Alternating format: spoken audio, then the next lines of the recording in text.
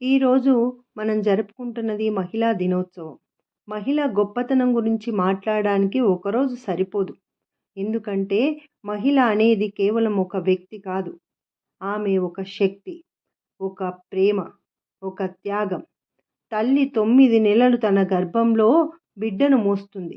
ఎన్నో కష్టాలు, బాధలు భరిస్తూ కూడా తన బిడ్డ కోసం చిరునవ్వుతో జీవిస్తుంది.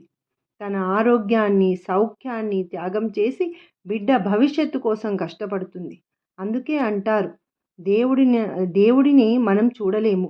అందుకే దేవుడు తల్లి రూపంలో మన దగ్గరకు వచ్చాడు. మహిళ కేవలం తల్లి మాత్రమే కాదు. ఆమె అక్కగా మనకు దారి చూపుతుంది. చెల్లిగా మన జీవితంలో ఆనందాన్ని నింపుతుంది. భార్యగా ఒక కుటుంబాన్ని నిలబెడుతుంది. గురువుగా మనకు జ్ఞానాన్ని అందిస్తుంది. ఒక ఇంటిలో ఒక మహిళ ఉంటే ఆ ఇల్లు కేవలం ఒక ఇల్లు కాదు. అది ఒక ఆలయం వంటిది. ఆమె ప్రేమ, సహనం, త్యాగం ఆ కుటుంబాన్ని ఒకటిగా ఉంచుతుంది. ఒక చిన్న పిల్లవాడు ఒకరోజు తన తల్లిని అడిగాడట. ఏమని అంటే, అమ్మా, నువ్వు ఎందుకు ఎప్పుడూ అలసిపోకుండా పనిచేస్తూ ఉంటావు? అప్పుడు ఆ తల్లి చిరునవ్వుతో ఇలా చెప్పిందట. నాకు అలసట వస్తుంది బాబూ, కానీ నువ్వు సంతోషంగా ఉంటే నాకు అలసట అంతా పోతుంది. అదే తల్లి ప్రేమ, అదే మహిళ గొప్పతనం. ఈ ప్రపంచంలో ప్రతి మనిషి గొప్పతనం వెనుక ఒక మహిళ ఉంటుంది. చరిత్రను చూస్తే మహిళ గొప్పతనం మనకు తెలుస్తుంది.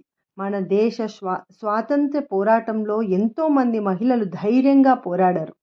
వారిలో ఒక గొప్ప నాయకురాలు సరోజిని నాయుడు.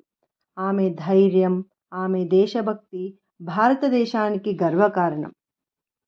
ఈ రోజుల్లో మహిళలు వంటింటికే పరిమితం కాకుండా ప్రతి రంగంలో అద్భుత విజయాలను సాధిస్తున్నారు.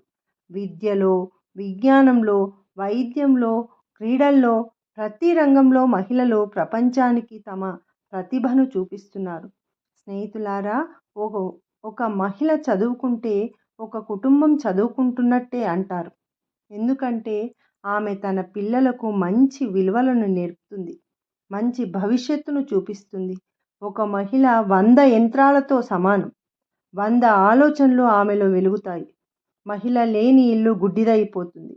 అందుకే మన బాధ్యత ఏమిటంటే మహిళను గౌరవించడం, వారి కలలను ప్రోత్సహించడం, వారికి సమాన అవకాశాలు ఇవ్వడం. మహిళ బలహీనత కాదు.